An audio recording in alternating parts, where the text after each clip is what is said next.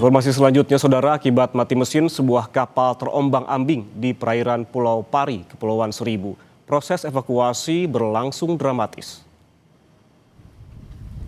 Di depan saya.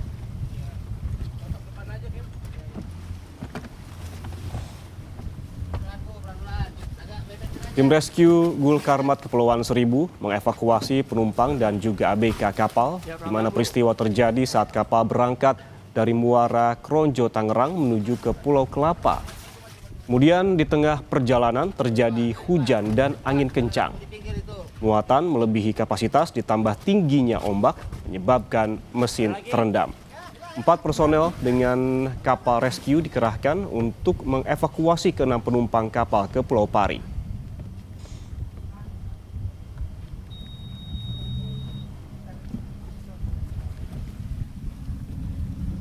Dan juga kapal bermuatan lebih atau overload yang mengakibatkan air masuk ke dalam kapal dan mesin mati.